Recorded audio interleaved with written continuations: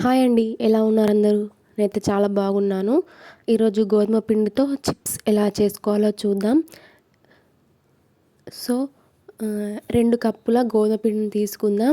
అందులో టేస్ట్‌కి సరిపడా సాల్ట్, కొంచెం ఆయిల్ వేసుకొని ఒకసారి కలుపుకోవాలి. అలాగే క్వాంటిటీకి సరిపడా వాటర్ తీసుకొని మిక్స్ చేసుకోవాలి. ఇలా మిక్స్ చేసుకోవడం వల్ల పిండి అనేది మృదువుగా అవుతుంది. సో, పిండి ముద్ద ఇలా సాఫ్ట్‌గా రావాలండి. దీనిని ఒక 5 మినిట్స్ పక్కన పెట్టేసుకుందాము.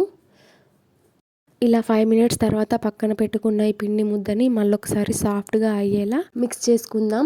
తర్వాత కొంచెం కొంచెంగా తీసుకొని రౌండ్‌గా ప్రెస్ చేసుకొని పొడి పిండిలో డిప్ చేసి చపాతీలా చేసుకోవాలండి. ఎంత వీలైతే అంత పెద్ద చపాతీలా చేసుకోవచ్చు. తర్వాత దానిని మనకు కావాల్సిన షేప్‌లో కట్ చేసుకోవచ్చు. డిఫరెంట్ షేప్స్‌లో కూడా కట్ చేసుకోవచ్చండి. నేనైతే ఇలా కట్ చేస్తున్నాను. ఇలా కట్ చేసిన వాటిని ఒక ప్లేట్‌లోకి తీసుకోవాలండి. ఇలా చేయడం వల్ల పిల్లలకి ఈవినింగ్ స్నాక్స్‌లా చాలా ఉపయోగపడుతుంది. స్కూల్ నుంచి వచ్చిన వెంటనే ఏమేమి తిందామని అనుకుంటారు కదా! అప్పుడు స్నాక్స్ లాగా ఇవ్వచ్చు.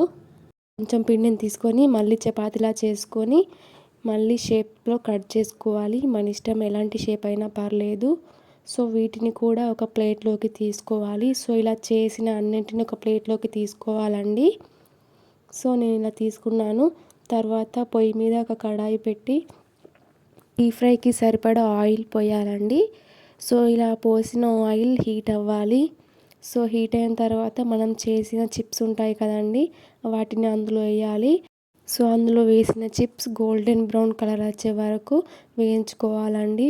ఇలా గోల్డెన్ బ్రౌన్ కలర్ వచ్చినాయంటే అవి రెడీ అయిపోయినట్టే. వీటిని ఒక బౌల్లోకి తీసుకుందాం. చపాతీ పిండి కలిపిన బౌల్లోకే ట్రాన్స్ఫర్ చేసుకుందాం.